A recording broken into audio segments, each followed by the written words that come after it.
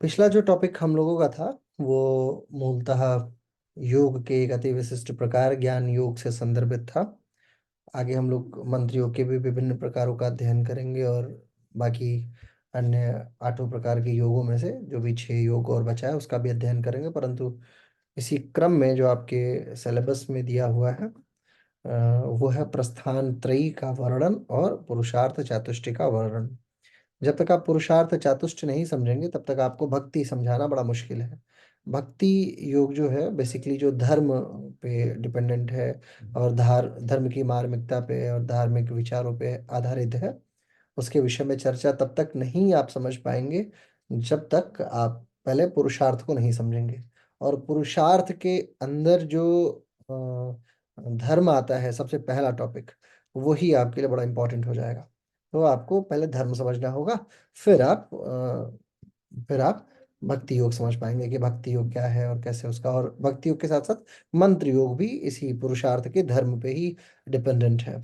ठीक है। ऐसा तो है नहीं कि मंत्र योग के जो प्रकार हैं कि फॉर एग्जाम्पल आप जो कर्मकांड है, बेसिक कर्मकांड, तो अगर आप कर्मकांड में आपको सिखाऊंगा तो आपको लगेगा कि ये किस तरीके की योग योग श्रृंखला है। लिहाजा हम लोग उन विषयों पे बात करेंगे जो पहले आपके योग के पुरोधाओं ने पहले वर्णित कर चुका है, किया जा चुका है पुरोधाओं द्वारा। तो इसका एक महत्वपूर्ण हिस्सा जिसके विषय में आज हम लोग चर्चा करने वाले हैं वो है पुरुषार्थ चातुष्टय। तो आपको हेडिंग डाल लेनी चाहिए पुरुषार्थ चातुष्टय। क्योंकि हम लोग सीधे तौर पे नेट की कक्षा में है तो हमें बहुत क्रक्स क्रक्स ही देखना है, नहीं तो इसका वर्णन डिस्क्रिप्शन बहुत बड़ा होगा अगर मैं इस पे सिर्फ लेक्चर देता रहूंगा तो, कि धर्म क्या है, अर्थ क्या है, काम क्या है, मोक्ष क्या है। तो ये अगेन एक बड़ा लेक्चर होगा, बट स्टिल मैं थोड़ा सा इंट्रोडक्शन आपको समझा देता हूँ कि आखिर ये चीज़ें चलती कैसे हैं।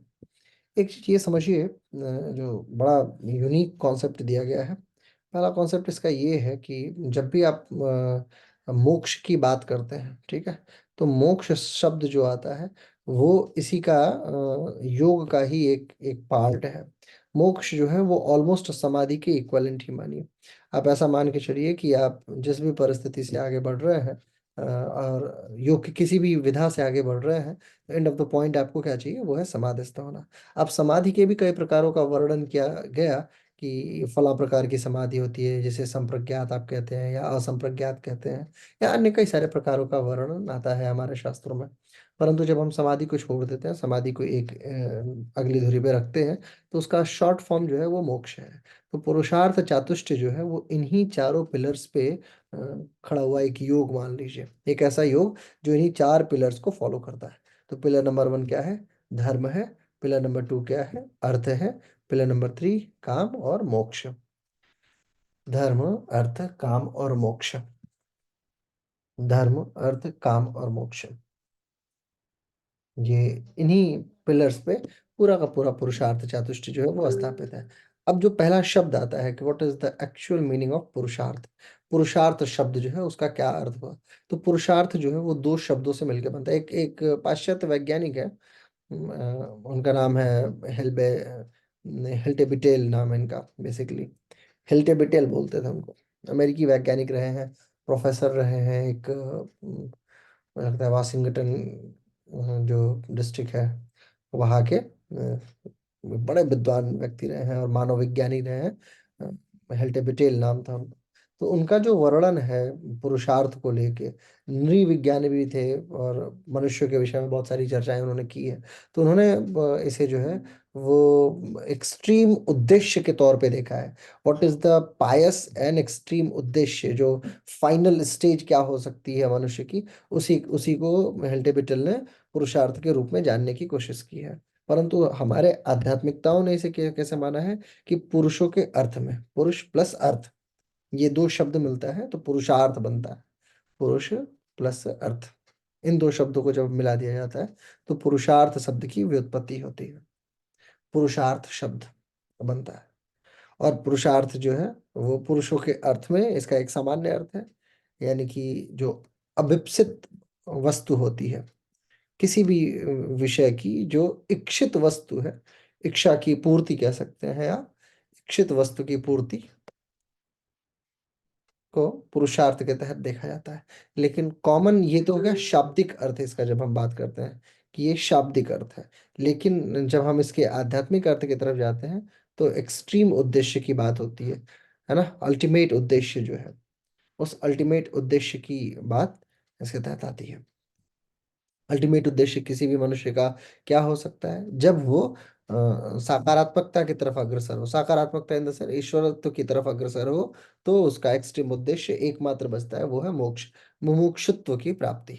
पुरुषार्थ का जो अल्टीमेट उद्देश्य है वो है मुमुक्षुत्व, मुमुक्षु, ठीक है। ये पुरुषार्थ का अल्टीमेट उद्देश्य है। लेकिन जब हम इसे पाश्चात्य विद्वानों के अनुसार इस शब्द को देखते हैं तो हमें ये क्या दिखाई देता है, ये दिखाई देता है सिर्फ simple ideological aspect of humanitarian ground, ठीक है। कैसे जो वैचारिक उद्देश्य की प्राप्ति हो वो पुरुषार्थ कहता था।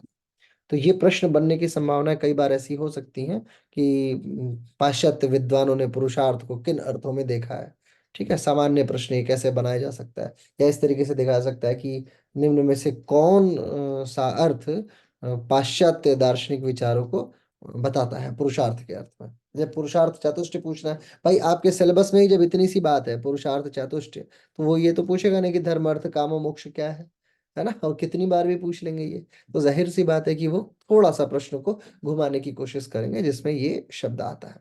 अब एक लाइन जो इसमें आ रही है बड़ी प्यारी, वो है धर्म। सबसे पहला छोटी सी हेडिंग डाली धर्म। धर्म जो है वो बड़ा डिस्क्रिप्शन का विषय है। बहुत सारे लोग धर्म को ऐसा मानते हैं कि जैसे फला धर्म से आप हैं, है ना, जैसे हिंदू हैं, मुस्लिम हैं, सिख हैं, ईसाई हैं, पारसी हैं, जैन हैं, बौद्ध हैं, या जो भी हैं, A to Z, ठीक। एक तो ये धर्म है। दूसरा ये है कि धर्म के विषय में एक खासियत ये है कि धर्म वो जिसे धारण किया जाए। धर्म की जो परिभाषा है वो है धर्म वो जिसे धारण किया जाए। यानी द्रि धातु में, देखिए द्रि धातु में मन, मनिन प्रत्यय लगने से, मनिन प्रत्यय लगने से धर्म शब्द की व्युत्पत्ति होती है। इसकी इसका शाब्दिक व्याख्यान, इसका शाब्दिक व्याख्यान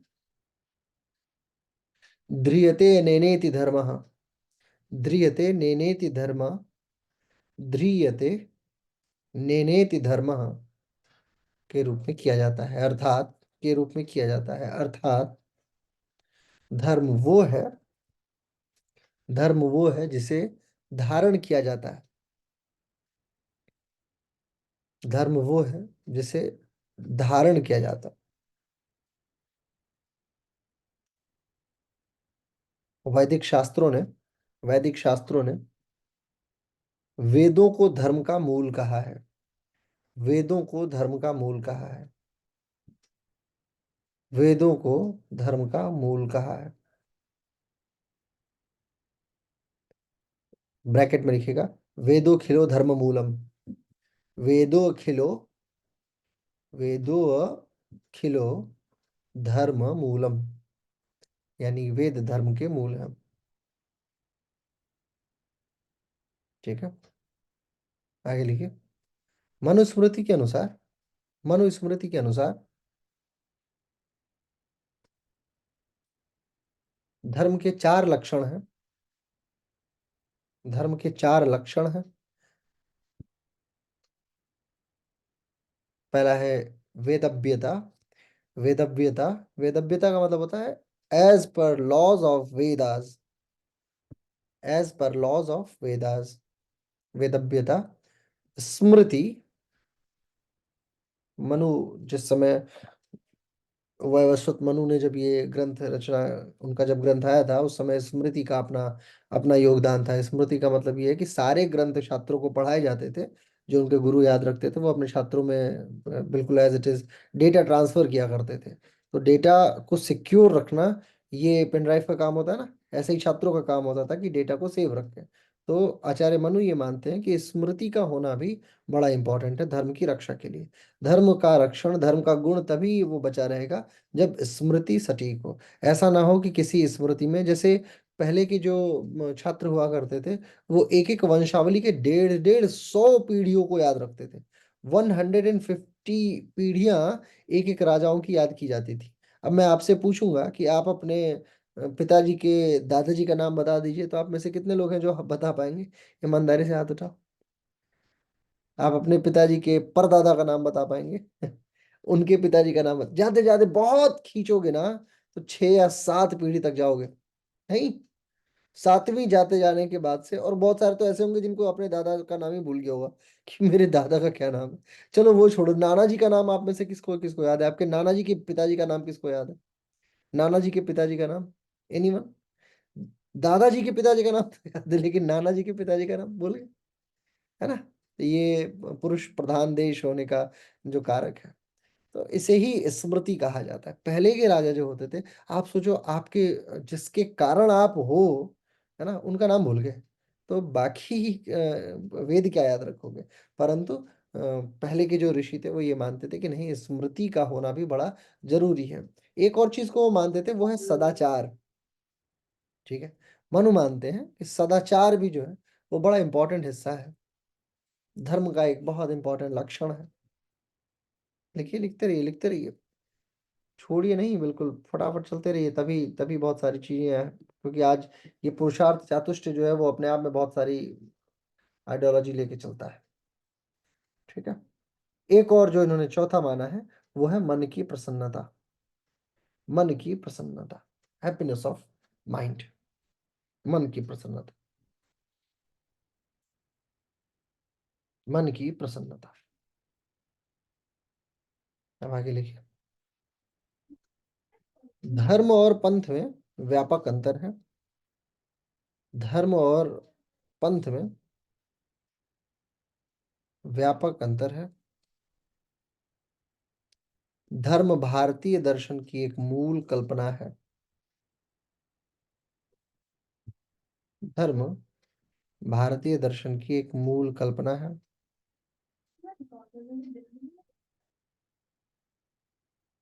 ठीक है, आगे लिखिए, संस्कृत में संस्कृत में धर्म को कानून के रूप में भी देखा जाता है, लॉज के रूप में भी देखा जाता है।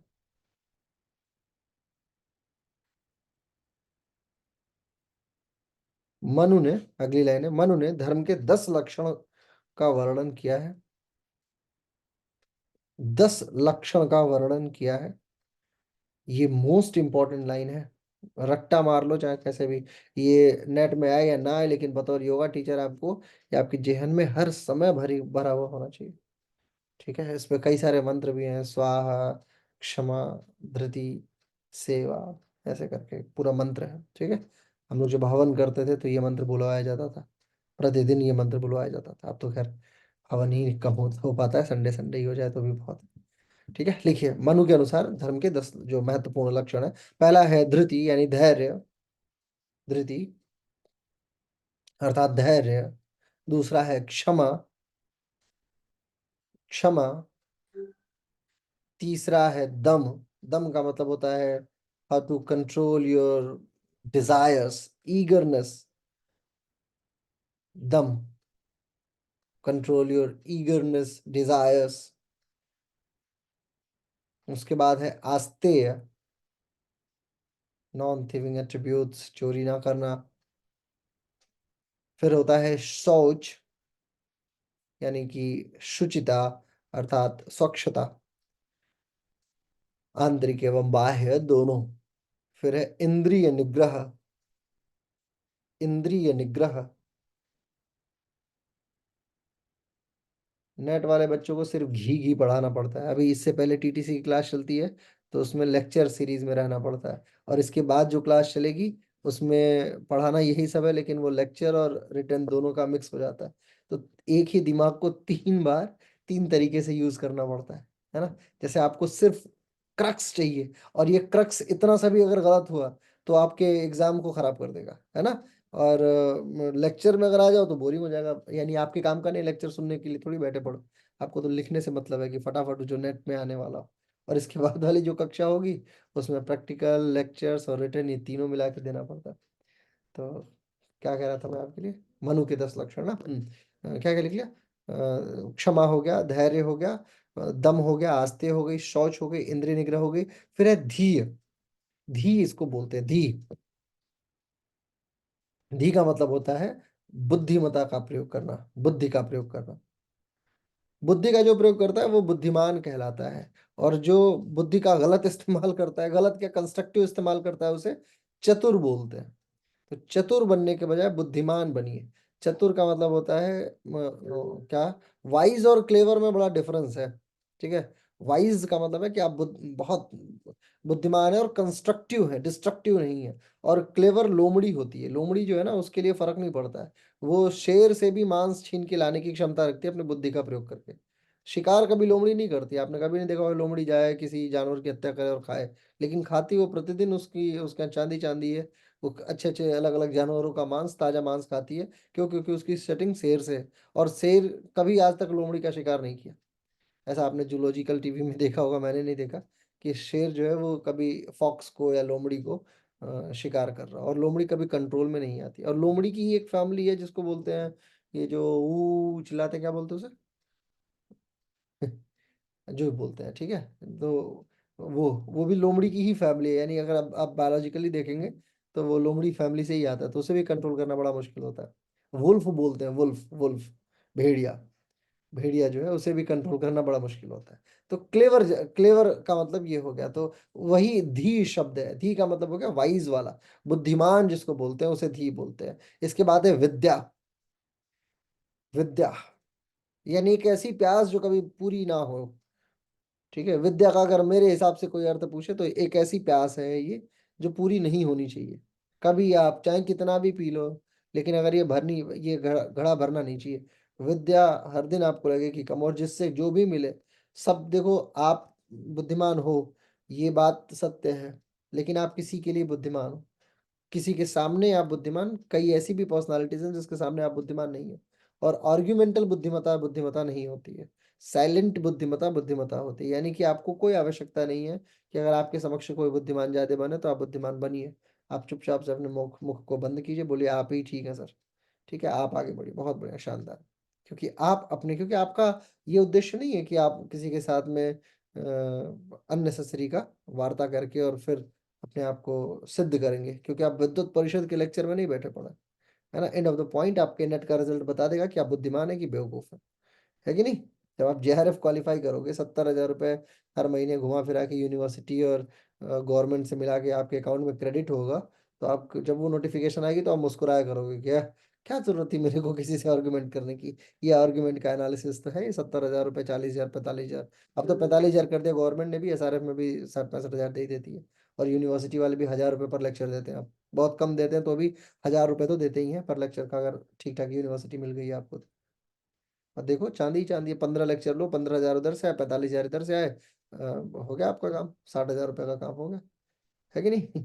तो फोकस कीजिए। और जिनकी उम्र निकल गई है वो अब हाय तो ना बचाए, वो नेट ही क्वालिफाई करके कम से कम प्रोफेसर बन जाए, है कि नहीं। बहुत सारे ऐसे भी लोग हैं जिनकी उम्र नहीं रही अब कि वो उन्हें जेआरएफ मिले। जूनियर नहीं बचे ना, अब तो सीनियर बच गए। तो सीनियर बचे बने हुए हो तो कम से कम नेट तो क्वालिफाई करो। ठीक है, बाकी की चीजें तो होती ही रहेंगी, जब होगा तो देखा जाए। ठीक है। अगला जो है सत्य है। विद्या के बाद आता है सत्य। सत्यम वदामि, प्रियम वदामि, सत्य बोलूंगा, प्रिय बोलूंगा, ये लाइन आपने सुनी होगी। ठीक है। और ये सत्य जो है ये मनु के हिसाब से, तीनों हिसाब से चलना चाहिए। मन से, मनसा, वाचा और कर्मणा, तीनों प्रकार का सत्य स्वीकार करना। मनु हमेशा इस बात को मानते आए हैं। कुछ लोग ऐसे भी हैं, कोई बता सकेगा? चलो ये होमवर्क आपका टास्क है कि किस ऐसे राइटर ने सिर्फ मानसिक सत्य को गलत माना है, वाचिक और कार्मिक दोनों को स्वीकार किया है। कर्म से सत्य, सत्यनिष्ठा हो, वचन से कर्म सत्यनिष्ठा हो, मानसिक यदि ना भी हो तो चलेगा। मानसिक कंस्ट्रक्टिविज्म की थियोरीज थी उनकी, आप सर्च कीजिएगा। बहुत फेमस नाम है आपके एंशियंट इंडियन थॉट्स में। ठीक है, आगे बढ़ते हैं। सत्य हो गया, उसके बाद फिर है अक्रोध। अक्रोध, अक्रोध का मतलब होता है क्रोध ना करना, एंगरलेस, एंगरलेस, 10। ठीक है। अच्छा, ये हो गया आपका धर्म का, मनु का डिस्क्रिप्शन जो है। आगे लिखिए महाभारत के अनुसार। महाभारत के वन पर्व के अनुसार। हाथ तूफान की तरह चलाओ, जल्दी जल्दी, समय घड़ी बिल्कुल अपने हिसाब से चलती है। अभी तो धर्म ही कंप्लीट नहीं हुआ। वन पर्व के अनुसार 313/128, 313/128। धर्म एव हतो हंति धर्मो रक्षति रक्षितः। बहुत इंपॉर्टेंट लाइन है ये। धर्मो रक्षति रक्षितः, सुने होगे नहीं, कई बार टीवी डिबेट में आता है, धर्म के लिए हिंसा कर देंगे, मार देंगे, गला काट देंगे, क्या बात करते हैं आप, जान दे देंगे, ये सब सुना है ना आपने? ठीक है नहीं, ये धर्म है, धर्म की रक्षा के लिए, धर्मो रक्षति रक्षिता। लिखिए फिर से, धर्म एव हतो हंति, धर्म एव हतो हंति, ये पूरा श्लोक लिखना होगा आपको और ये याद भी रखना। धर्म एव हतो हंति। एक तो मैं कुर्सी पे बैठे बैठे धीरे धीरे सड़क के नीचे चला जाता हूँ। धर्म एव, ये आदत आप लोग को भी है क्या? कुर्सी पे बैठे और धीरे धीरे धीरे धीरे लेटने तक पहुंच जाते हो, हाँ? चलिए, धर्म एव हतो हंति, धर्म एव हतो हंति धर्मो रक्षति रक्षितः, धर्मो रक्षति रक्षितः। आगे है, तस्माद् धर्मो न हन्तव्यो, तस्माद् धर्मो न हन्तव्यो मानो धर्मो हतोवधीत। माँ अलग है, नो अलग है, धर्मो हतोवधीत।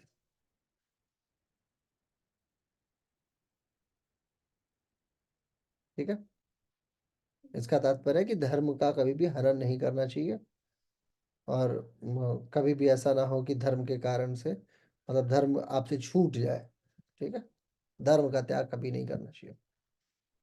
धर्मो एव हतो हन्ति, यानी जो मरा हुआ होता है वो धर्म मारने वाले का नाश कारक बने, और जो रक्षा करता है उसके धर्म में, इन दोनों धर्मों में व्यापक डिफरेंस होता है। ठीक है, महाभारत का है, महाभारत में अगर आप देखेंगे तो धर्म की कई सारी परिभाषाएं दी गई हैं, और ये वो धर्म ही था जो युधिष्ठिर और पांचों पांडव जो थे, वो उनकी पत्नी का जब चीरहरण होने का समय आया था, उस समय में एकमात्र कारक था कि वो लोग इसे रिटेलिएट नहीं किए, उन्होंने वापस से अगेंस्ट में वो नहीं गए, क्योंकि वो धर्म पे थे, धर्मपरायण थे।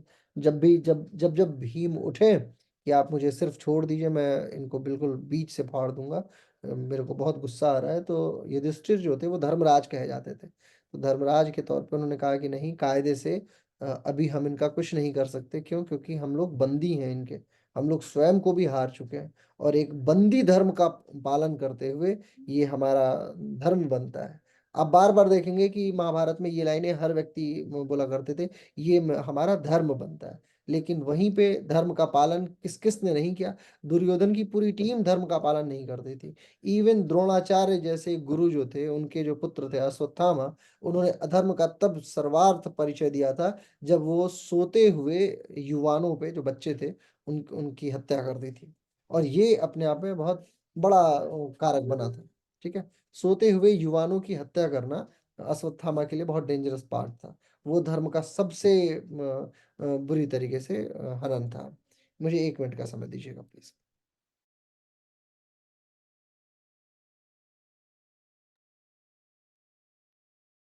जी, क्षमा कीजिए। तो कहने का मतलब ये है कि धर्म का वर्णन, और जितनी बार, कई बार बहुत सारे विद्वान ऐसे आते हैं जो कृष्ण, भगवान श्री कृष्ण के ऊपर भी ये प्रश्न लगाते हैं कि वो भी धर्म का पालन नहीं करते थे। जैसे कर्ण का जो व्याख्यान आता है कि कर्ण को लेके गए, युद्ध भूमि से दूर लेके गए, और उसके बाद उनका जो चक्का था वो फंस गया। कर्ण के बार बार अनुरोध करने पर भी कि मेरे को एक बार ये चक्का निकाल लेने दीजिए, फिर हमला कीजिएगा, उसके बावजूद भी कृष्ण ने अर्जुन से कहा कि अर्जुन आप तीर चलाइए, अब इंतजार करने का समय नहीं है, क्योंकि कर्ण को हरा पाना मुश्किल है, और इस ये धर्म युद्ध है। पूरी महाभारत जो है ना वो धर्म युद्ध ही है। उसे आप देखोगे तो उसका नाम ही है धर्म युद्ध, है ना? आपने सुना होगा है कथा संग्राम की, है ना? तो वो पूरा गाना जो है वो धर्म को ही प्रदर्शित करता है। ठीक है, तो महाभारत में धर्म का हर प्रारूप आपको देखने को मिलेगा, कैसे कैसे धर्म बनता है, कैसे कैसे धर्म जो है वो बिगड़ता है। ठीक है, और एक एक लाइन तो आपने विष्णु पुराण में देखी होगी, जब आप लोग छोटे से होंगे, अगर जो 90s में जन्म जिसका हुआ है, वो ये विष्णु पुराण आता था हमारे समय में, 1998-99 में, सन 2002-3 तक आया है। विष्णु पुराण 8 बजे आता था रविवार को। उसमें हमेशा ये लाइन आती थी, पहले स्टार्टिंग होता था, यदा यदा हि धर्मस्य। ये लाइन तो सुनी होगी, बहुत फेमस लाइन है, यदा यदा हि धर्मस्य ग्लानिर्भवति भारत अभ्युत्थान धर्मस्य तदात्मानं सृजाम्यहम्। यानी कि अर्जुन से कहते हुए भगवान श्री कृष्ण बोलते हैं, जब जब धर्म समाप्त हो रहा होता है, खात्मा हो रहा है और अधर्म धीरे धीरे उठता चलता चला जाता है, तब मैं अपना सृजन करता हूँ, है ना। तदात्मानं सृजाम्यहम्, तब मैं अवतार लेता हूँ। और अवतार लेता हूँ, सिर्फ इतना अवतार लेता हूँ, बाकी का तो आप समझ ही गए होंगे कि अगर मैं अवतार ले रहा हूँ और अधर्म के कारण से, तो व्हाट विल हैपन नेक्स्ट। ठीक है, तो ये धर्म है। धर्म की परिभाषाएं जो है वो बहुत सारे जो है वो ग्रंथों में अलग अलग तरीके से दी गई है। जैनी जो लोग थे, वो लोग तो धर्म के 10 विभिन्न प्रकारों का वर्णन करते हैं। अगर आपके पास समय हो तो क्विकली लिख लो, धर्म के जैनियों ने क्या क्या धर्म का प्रकार बताया है। ठीक है, क्योंकि जैनिज्म में आपको बार बार बताता हूँ कि देखो, अपना हिंदुइज्म सीखो, बेटर मानो जो भी है, जैसे मानो या बुरा मानो या अच्छा मानो, जो भी मानो, लेकिन बाकियों को पढ़ो, ताकि एटलीस्ट उनके थॉट ऑफ प्रोसेस को तो पता रहे। उस दिन कोई आया था ना कक्षा में, जो बोल रहा था कि आप जैनी है क्या, नहीं आप बुद्धिस्ट हैं क्या। ठीक है तो ऐसा ना हो कि पता लगे अभी कोई कक्षा में निकले और बोले जैनी है क्या, फिर जैनिज्म को पढ़ा रहे हैं बार बार। मैं सब हूँ, मैं ही ईश्वर हूँ, ये भी मान लो, है कि नहीं। मैं, यही हमारे शास्त्रों ने सिखाया है। कौन, सत्योहम शिवोहम, शिव तो मैं ही हूं ना, शिवोहम मेरा नाम ही शिवम है। सत्योहम शिवोहम अहम ब्रह्मास्मि। क्या जैनी, क्या बौद्धिस्ट, क्या हिंदू, क्या इस्लाम, सब कुछ तो मैं ही हूं। और मेरे अंदर का ब्रह्म ही सब कुछ है, सर्वस्व है। तो मैं क्या, अब क्या उत्तर दूं इसका कि मैं जैनी हूँ कि बौद्धिस्ट हूँ कि मैंने कहा ठीक है, मौन रहना ज्यादा ज्यादा अच्छी विदाई का कारक है। मैंने उनको कहा थैंक यू सो मच, और वो फिर कक्षा से विदाई ले गए। बहरहाल, क्या बता रहा था मैं आपको, जैनियों के 10 जिन धर्मों का वर्णन करता है। सबसे पहला वो जो मानते हैं वो है क्षमा। एक एक एक ना मेरे, दुबई जो है वो जैनियों से भरा पड़ा है। पूरा शहर अगर आप देखेंगे तो वहां पे जैनी लोग बहुत है। तो एक मच्चादी दुखदम करके कोई एक आता है शायद त्योहार, वो हर वर्ष वहाँ के जैनी जो समुदाय के लोग हैं वो मेरे को संदेश भेजते हैं कि गलती से भी मेरे से कोई गलती रह गई हो तो मुझे क्षमा कीजिएगा। और दुबई के बहुत बड़े बड़े पदों पे लोग आसीन हैं। मैं जिनकी बात कर रहा हूँ, लोग बुर्ज खलीफा के CFO हैं, चीफ फाइनेंशियल ऑफिसर। उनका कोई त्योहार आता है जैनिज्म में, तो मिच्चादी दुखदम या ऐसे कुछ करके आता है कि मुझे क्षमा कीजिएगा। कोई आप में से जैनी हो तो शायद जानता हो इस बात को, है ना, कि वो दुखदम वो बार बार मना करते हैं कि हाँ ठीक है, क्षमा कीजिए, है ना। तो वो क्षमस्व की भावना सबसे प्रबल मानी जाती है जैनिज्म में। किसी को क्षमा कर देना सबसे बड़ा धर्म माना जाता है। दूसरा है मार्दव, मार्दवन की जो विधा है। फिर है आर्जवन की विधा, आर्जव, क्षमा, मार्दव, आर्जव, शौच, सत्य, संयम, तप, त्याग। शौच, संयम, तप, त्याग। शौच, सत्य, संयम, तप, त्याग। अकिंचन एंड ब्रह्मचर्य, अकिंचन एवं ब्रह्मचर्य। ठीक है, ये जो है ये मूल है आपके धर्म का। ठीक है, इसके बाद नेक्स्ट पे हम लोग आते हैं, धर्म के बाद अर्थ की तरफ पहुंचते हैं। अर्थ, अर्थ हेडिंग डाल लीजिए, अर्थ। अर्थ, अर्थ का जो है लिखिए, अर्थ, अर्थ, अर्थ धर्म के तीनों प्रकारों से, धर्म के तीनों प्रकारों से, ब्रैकेट में लिख लीजिएगा, सामान्य, विशिष्ट एवं आपद। धर्म के 3 प्रकार, ये इस पे डिस्क्रिप्शन थोड़ा सा रह गया है। ठीक है, सामान्य, विशिष्ट एवं आपद, सामान्य, विशिष्ट एवं आपद। अच्छा, एक चीज तो मैं बताना भूल गया, मेरा फेवरेट टॉपिक है आपद धर्म। आपद धर्म जो है वो आपको फुल लिबर्टी देता है। Whatever you want to do you can do in in condition of several circumstances. किसी पर्टिकुलर परिस्थिति में हो तो you can do whatever you want to do. मैंने एक कहानी सुनाई है आप सभी को कि एक राजा था, वो, राजाओं का ये धर्म होता है कि वो जूठा नहीं खा सकते। राजाओं का तो एक और धर्म होता है कि राजाओं का परिवार नहीं होना चाहिए। राजाओं का, प्लेटो ने एक पूरे सिद्धांत को वर्णित किया है कि कायदे से राजा का धर्म क्या होना चाहिए। ऐसा ही धर्म बताया था इसने ये क्या है, अर्थशास्त्री वाले ने, चाणक्य ने, पंडित चाणक्य ने। चाणक्य ने पुस्तिका लिखी अर्थशास्त्र, और उसमें लिखा है कि राजशाही कैसी होनी चाहिए। एक राजा हो जो युवा हो और उसके विचार युवान हो, उसका कोई परिवार ना हो, वो घर से गृहस्थी से मुक्त हो, किसी के साथ मोह बंधन में ना हो, राष्ट्र के लिए हमेशा जान न्यौछावर करता हो, दिन और रात हमेशा एक जैसा हो, ऐसा राजा राजा बनता है। और घनानंद को ये चैलेंज किया कि घनानंद, मैं जा रहा हूँ जंगल में और तुम आज सो, और कल से पहले मैं तुम्हारे सामने एक राजा लाके खड़ा कर दूंगा, देखना, और तुमसे बेहतरीन राजा बनाऊंगा। और फिर बनाता है the great empire of Chandragupta Maurya. Chandragupta जो था बच्चा ही था, बहुत कम उम्र का बच्चा था, 14-15 साल का। आप देखेंगे कितने साल में, 18 साल में तो वो क्या कहते हैं, सिकंदर जो दुनिया जीत के आ रहा है उसके साथ युद्ध करने के लिए पहुंचा दिया। सिकंदर का समकक्ष था।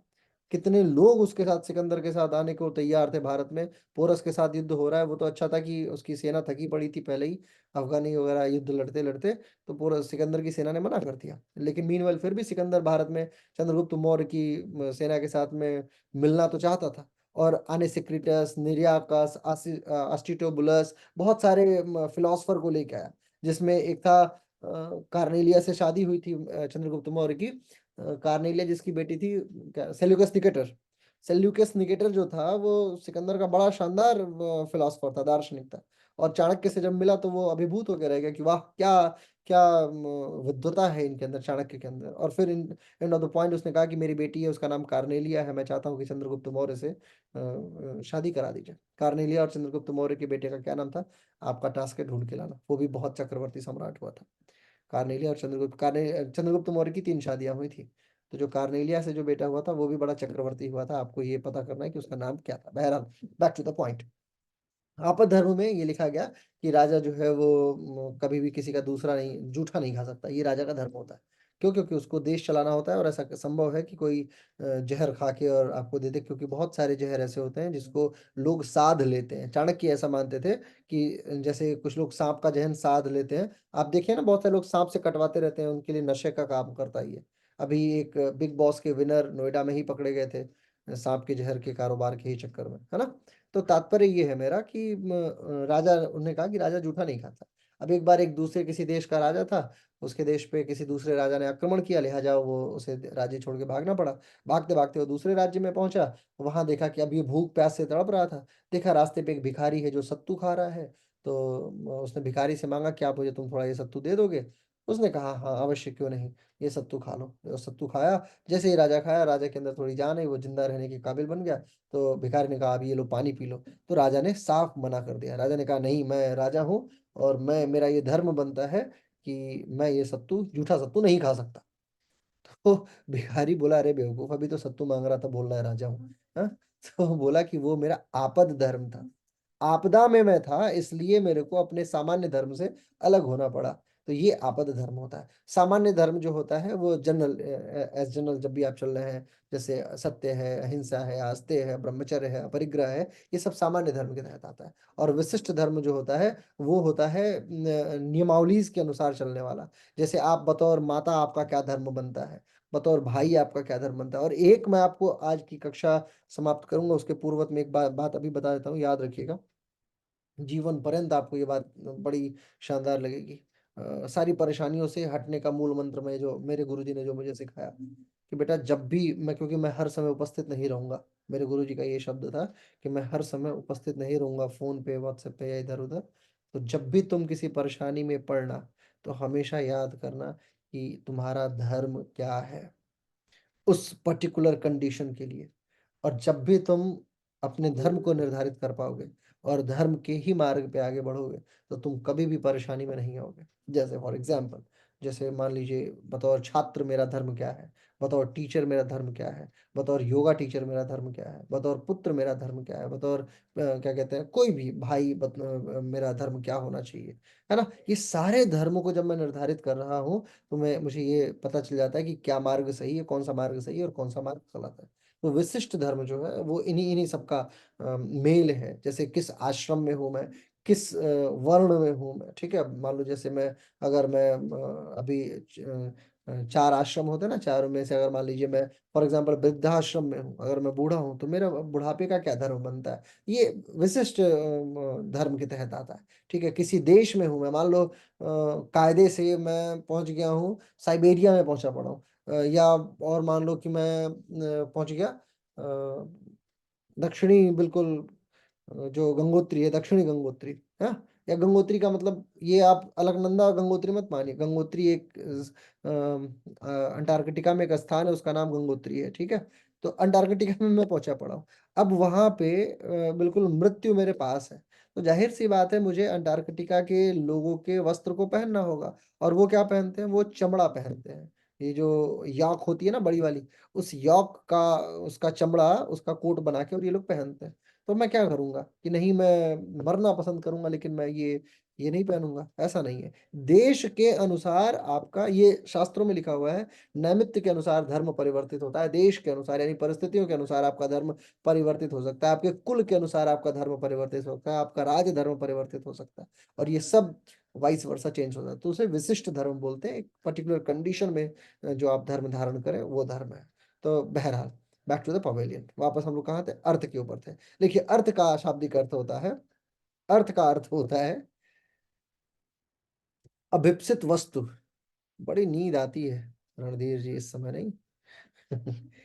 8 बजे नींद आती है, सोचो मैं क्या कहूँ, 12:30 1 बज जाता है मेरे को, तब भी ऐसी जमाई नहीं आती है कि तो फिर सोचते हैं कि सो जाओ, अगले दिन का समय है, अगले दिन की कक्षा है। आनंद जब लोगे ना आप किसी चीज में, अब जैसे मेरे इंटरेस्ट का विषय सामने खुला हुआ हो तो मेरे को घंटों बैठा दो और मजाल की मेरी आंख एक बार ऐसे भी झुक जाए, नहीं नहीं अब मैं थक चुका हूँ, मजाल।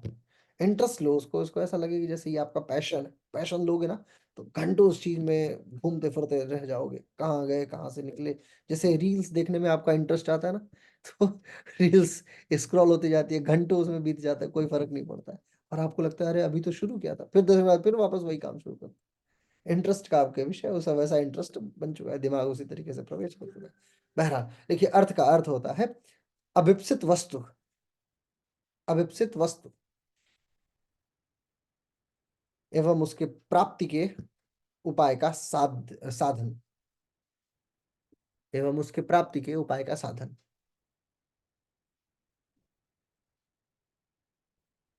ठीक है, लिखिए अर्थते सर्वे, अर्थ्यते, एक परिभाषा है, अर्थ्यते सर्वे इति अर्थः, अर्थते सर्वे इति अर्थः, अर्थात अर्थात यानी कि द मीन, अर्थ वह वस्तु है, अर्थ वह वस्तु है जिसे प्राप्त करने की चेष्टा समस्त मनुष्य करते हैं, अर्थ वह वस्तु है जिसे प्राप्त करने की चेष्टा समस्त मनुष्य करते हैं।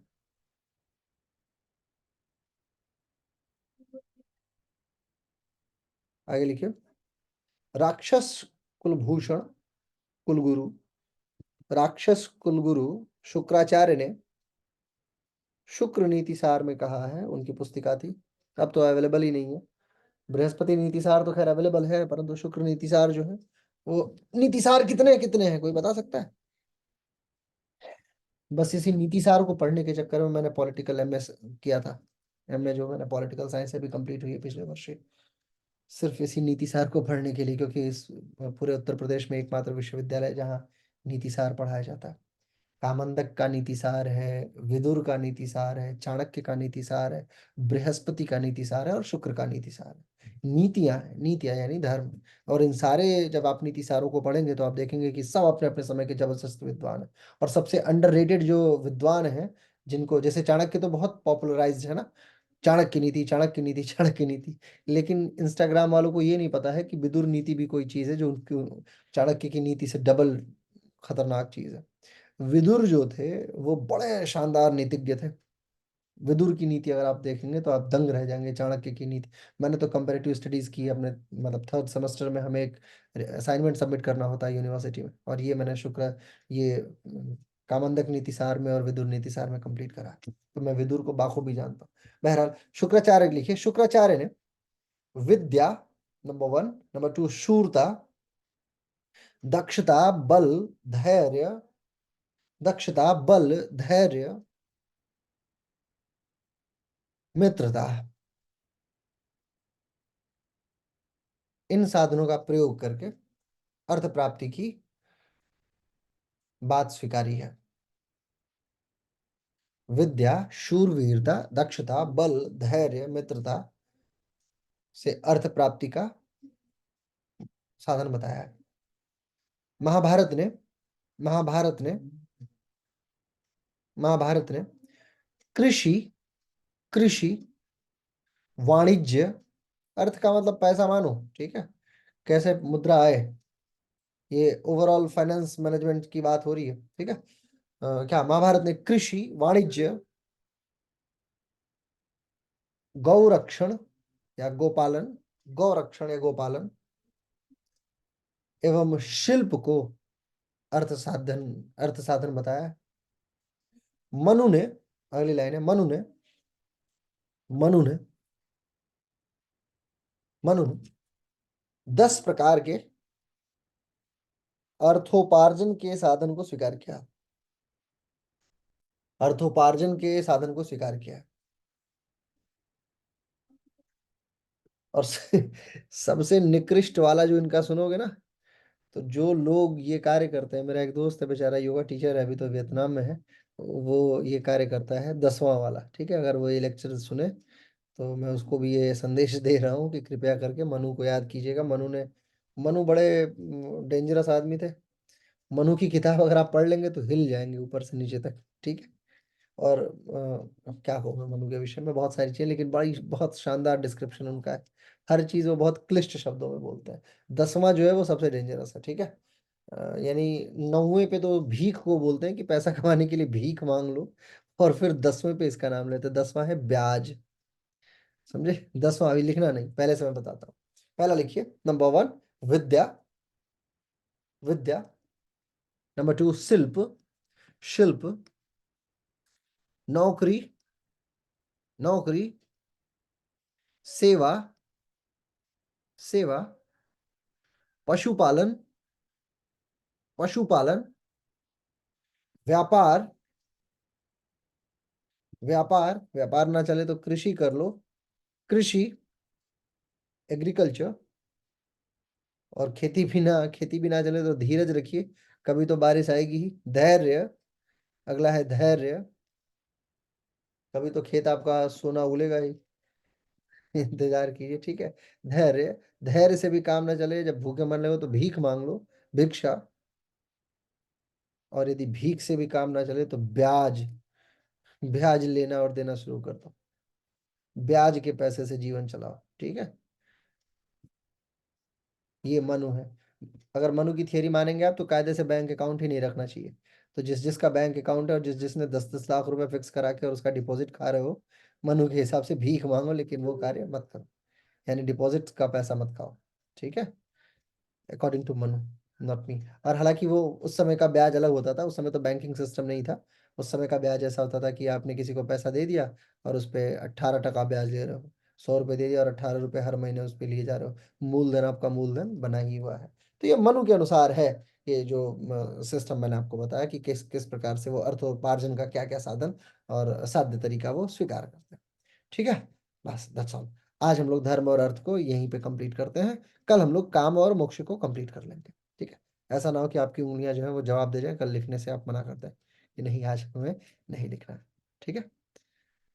धर्म अर्थ काम और मोक्ष, कल हम लोग पुरुषार्थ चतुष्टय को समाप्त कर देंगे। इसके बाद फिर हमारी यात्रा पहुंचेगी प्रस्थान त्रयी की तरफ, प्रस्थान त्रयी अगेन ब्रह्मसूत्र, फिर कई सारे राइटर्स आएंगे आपके सामने, क्योंकि प्रस्थान त्रयी में डिस्क्रिप्शन बहुत सारे लोगों का है, बहुत सारे। ब्रह्मसूत्र के ऊपर तो बहुत ने अपना अपना विवेचन लिख रखा है, और ब्रह्मसूत्र ऐसी पुस्तिका है कि उस पर सालों लेक्चर दिया जाए तो भी कम है। हमारे जो गुरुजी लोग थे अभी भी हैं, एक आध लोग तो अब उसमें से चले गए, लेकिन जो भी है वो अभी भी सबसे बाद में जिस विषय को छूता है वो ब्रह्मसूत्र ही है। यानी इसका वर्णन इतना विशाल है कि आप कई दिनों तक पढ़ेंगे तो भी कम पड़ जाए, ये ऐसा विषय है। बहरहाल हम लोग इसको नेट के हिसाब से देखेंगे कि नेट में कितनी चीजें आने वाली हैं और क्या जरूरी है। मैं आपको बिल्कुल डीप टू द पॉइंट लिखवा के चीजें लेके चल रहा हूँ, एक एक यूनिट का एक एक हिस्सा। कोशिश ये है कि आपके जो सिलेबस में है, जैसे पुरुषार्थ चतुष्ट से इसके बाद कोई क्या ही पूछ लेगा, है कि नहीं। अगर हम लोगों ने, क्योंकि पुरुषार्थ चातुष्ट से प्रश्न यही बनता है कि निम्न में से कौन सा पुरुषार्थ चातुष्ट का हिस्सा है, धर्म है, अर्थ है, काम है, मोक्ष है, चारों है, निम्न में से कोई नहीं है, या किसी एक को गलत दे दिया, कुछ और दे दिया, यही पूछते हैं ज्यादा से ज्यादा। हम लोग तो उसके बिल्कुल डीप उसका बाल की खाल उधेड़ रखी है ना हम लोगों ने तो, है कि नहीं। तो प्रिपरेशन ऐसी कीजिए कि बिल्कुल एंड ऑफ द पॉइंट तक कोई सोच भी ना सके कि ये भी तैयार किया होगा। ठीक है, अब किसी को कुछ कहना है अपने विचार सर उसमें सर गूगल। मैं रंजना बोल रही हूँ सर, उसको बोलते मिच्छामी दुक्कड़म। हाँ, मिच्छामि दुक्कडम, वही तो। क्षमा मांगते उसको, हाँ, लास्ट में क्षमा मांगना रहता है सर। मेरे पे आता है हर एक साल में वो संदेश, वही संदेश आता भी है और कोई संदेश नहीं आता। गुड मॉर्निंग गुड इवनिंग का संदेश नहीं आता उनका, वो एक ही संदेश आता है, मिच्छामि दुक्कडम। जी सर। गलती हो, मैंने बोला कम से कम गलती करो तो साल भर के अंदर कोई और संदेश भेजो, मैं यही मान लूं कि यही आपने गलत कर दिया हो, ये गलती हो गई, उसके प्रति आपको क्षमा किया जाए। कोई हाँ गलती सर। बात ही नहीं हुई है। जब मैं दुबई में था तो ठीक है, कोई ऐसी, लेकिन कोई गलती नहीं होती है तो किस बात का दुख। हाँ, कुछ कहिए, क्या कह रही हैं? एक तो आप अपने फोन का नाम चेंज कीजिए, मैं आपको किस नाम से आमंत्रित करूँ, आईफोन जी? सर मेरा नाम रेखा है। मुझे सेटिंग नहीं आती, मेरे बच्चों के एग्जाम चल रहा तो कोई सेटिंग नहीं करके दे रहा। कोई बात नहीं, ये देखिए, मैं मेरा मेरा क्या नाम है आपका, क्या नाम बताया आपने? रेखा, रेखा नाम है सर। रेखा, ये देखिए मेरे पास वो अधिकार है, मैंने आपका नाम परिवर्तित कर दिया, है ना? Thank you. Thank you. Sir मेरा ये क्वेश्चन था कि हम्म। जैसे अभी पढ़ते जा रहे हैं, सब में पॉइंट्स हैं। हम्म। मतलब जैसे अभी आपने पुरुषार्थ पढ़ाया तो उसमें भी मनु के अनुसार 4 पॉइंट हैं, फिर 10 पॉइंट, 10 लक्षण हैं। तो इन पॉइंट्स को हम कैसे करें? जब हम पुरुषार्थ पढ़ते तो इसके पॉइंट उसमें मिक्स हो रहे हैं और उसके अगले मिक्स हो रहे हैं, तो इसको क्या ट्रिक है जो आप कुछ बता सकें? अब आप सोचिए कि मैं जब आपको योग पढ़ा रहा हूँ तो उसी समय अभी मेरा फेवरेट विषय इतिहास भी है, तो मैं इतिहास भी पढ़ रहा होता हूँ। एनाटॉमी कभी फेवरेट हुआ करती थी, उसी चक्कर में यूनिवर्सिटी में अच्छे नंबर प्राप्त किए, तो एनाटॉमी फेवरेट है। फिलोसफी और भी फेवरेट है, पॉलिटिकल भी फेवरेट है। तो जब सब फेवरेट है तो सब मिक्सअप मैचअप करता है। आपको पता है समाज शास्त्र की परिभाषा 122 लोगों की है, मेरे कॉपी में लिखी हुई। 122 लोग जो हैं उनकी परिभाषा लिखी पड़ी। दिमाग को जितना शार्प करेंगे ना उतनी तेजी से याद होगा। और ये कोई आवश्यकता नहीं है कि आप भूलें ना, भूलिए, खूब भूलिए, नहीं भूलेंगे तो याद नहीं होगा, लेकिन ये जरूर है कि दोहराइए। जब तक आप चीजों को दोहराएंगे नहीं तब तक वो क्लियर नहीं होगा। और आज वो मिक्सअप मैचअप कर रहा है, ठीक है, कोई बात नहीं, लेकिन आपको हैंग करना आना चाहिए। किसी चीज को कैसे लटकाया जाता है ना, वो लटका के याद करेंगे। आपको क्या है, आप प्योर डेटा उठा के सोच रहे हैं जैसे कॉपी में लिखा पड़ा हो, वैसे उठाए और उसको दिमाग में रख लिया। अब मैं भी उसको ऐसे थोड़ी कि मैंने उठा के उसको अपने दिमाग में ऐसे रख रखा है। मैंने जैसे केमिस्ट्री में हमारे टीचर ने समझाया था कि बेटा ईंट पर नाच, एक थियरी है। इलेक्ट्रॉन थॉमसन, प्रोटॉन रदरफोर्ड, ईंट पर नाच, यानी न से क्या हो गया न्यूट्रॉन, च से चैडविक। ये नाम याद रख। तो अब ऐसा, तो अगर मैं कोर डेटा उठा लेता कि इलेक्ट्रॉन की खोज किसने की है, टॉमसन ने, है ना, तो जे जे टॉमसन ने, जे जे टॉमसन ने, तो मेरे लिए कठिन हो जाता। लेकिन ये जो तरीका उन्होंने बता दिया, ईंट पर नाच, ये थियरी बता दी। अब इस थियरी से मेरे दिमाग में वो पूरे, मैं बूढ़ा हो जाऊंगा फिर भी ये बात नहीं भूलूंगा कि रदरफोर्ड ने की थी और चैडविक ने की थी, यानी यही तीन चार लोग महत्वपूर्ण है कि नहीं? तो ऐसे चीजें याद की जाती हैं, उसको वो टेक्निक आपको डेवलप करनी पड़ेगी जब आप लगातार। और ऐसा है ना कि, और होता क्या है कि जैसे जब आप जिस एज ग्रुप में हैं, आप इस एज ग्रुप में बहुत सारे काम भी हैं, है ना, परिवार भी है, लोग भी हैं, और फोन भी है उसी में। तो दिमाग में बहुत सारा इनपुट जा रहा है, डेटा। और हम लोग जिस एज ग्रुप में, हमारा एक ही डेटा जाता है, हमें कोई लेना देना नहीं है परिवार से और समाज से और दुनियादारी से। हमें दो ही चीजों से लेना देना है, एक तो योग का समाज हमारा कैसा चल रहा है, और दूसरा हमारी किताबें क्या कर रही हैं। तो हमारे दिमाग में तो किताब का डेटा बढ़ता जाता है, और योग और बाकी जो डेटा समाज वाला चलता है वो डिलीट होता रहता है, आ जाएगा कल गया भूल गए, है ना? तो इस अभ्यास करना पड़ेगा कुल मिला के, रेखा जी, यही उत्तर है मेरे पास। सबसे सिंपल उत्तर है कि अभ्यास जो है वो सर चाहिए। मेरी लगातार क्लासेस होती है, योग क्लास में लेती हूँ। तो हम्म। जब मैं ध्यान में बैठती हूँ तो मैं बहुत कुछ रिवाइज करती रहती हूँ।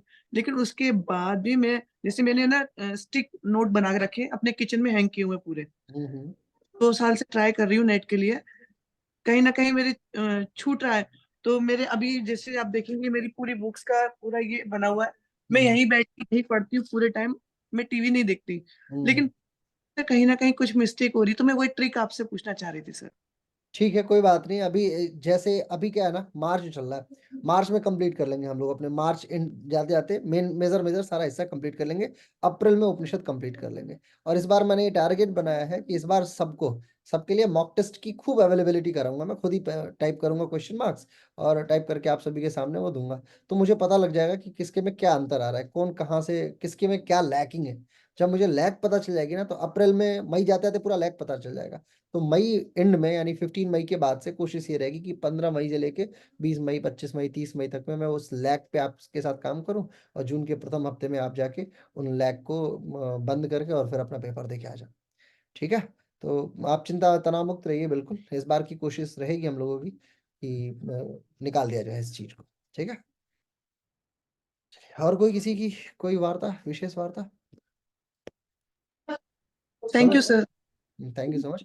अगले बच्चे का हमारे इंतजार नारद कर रहे हैं, भक्ति मुझे आदेश दीजिए। बहुत बहुत आभार आप सभी लोगों का। हाँ राजकिरण जी। यस सर, सर नारद भक्ति सूत्र और योग वशिष्ठ भी है क्या हमारे सिलेबस में?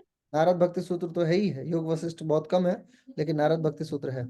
योग वशिष्ठ में से सिर्फ इतना ही आता है कि योगा रामायण, रामायण में योग पहले फंडामेंटल ऑफ योगा में ही है, पहले ही यूनिट में ये है रामायण में योग, और उसमें आरण्य कांड ज्यादा पूछता है। वशिष्ठ जो थे वो सीधे रामायण से संदर्भित है, इस चक्कर में वो दोनों डेटाबेस मैच कर जाता है। योग वशिष्ठ का बहुत बड़ा हिस्सा जो है वो रामायण के साथ, क्योंकि वशिष्ठ जो है वो डायरेक्टली रामायण से एसोसिएटेड है। तो योगा इन रामायण आ गया, इसका मतलब योग वशिष्ठ पूरा ही मान लो आप। ठीक है। तो इनडायरेक्ट है, लेकिन और दूसरी चीज ये है कि दूसरा वाला जो हिस्सा है वो पूरा पूरा पूछता है, वो तो है ही आपके। ठीक है। आप देखिए एक बार सिलेबस देखिए, सिलेबस देखेंगे तो समझ जाएंगे। ठीक है। चलिए आज की कक्षा को आप समाप्त करते हैं। कमर गर्दन सीधी कर लीजिए, ईश्वर का आभार व्यक्त करेंगे, आंखें बहुत कोमलता से बंद, भावना कीजिए कि जो भी शब्द विन्यास हमारे कंठव्य, मूलव्य, दंतव्य, तालव्य शब्दों के माध्यम से होकर चलता है, वो समस्त माँ सरस्वती की कृपा से ही संभावित है। हम लोग पूरी तरीके से जो भी कार्य कर पाने के लिए प्रयासरत हैं, उसमें ईश्वर का बहुत बड़ा योगदान है, और साक्षात उनकी उपस्थिति है। गुरुओं का सीधा अनुनय विनय और उन्हीं का कर्म है जो हम लोग संपादित कर पा रहे हैं। ऐसे में ईश्वरत्व के प्रति बहुत आभार। समस्त विश्व से शांति की परिकल्पना। ओम विश्वानि देव सवितर दुरितानि परास्व यद भद्रम तन्यासुः। ओम शांति शांति शांति, सर्वा अरिष्ट सुशांतिर्भवतु। समस्त अरिष्टों का नाश हो, जो भी अरिष्ट है वो शांत हो। और ऐसी भावना के साथ आज की कक्षा को समाप्त करेंगे। कल वापस हम लोग सेम समय अंतराल पे मिलेंगे। दोनों हाथ करके आंखों पे लगा लीजिए, आंखों का ओज तेज बना रहे। फिर अगली कक्षा में हम लोग की मुलाकात होगी कल। वापस कल हम लोग बैठ के बात करेंगे। Thank you so much.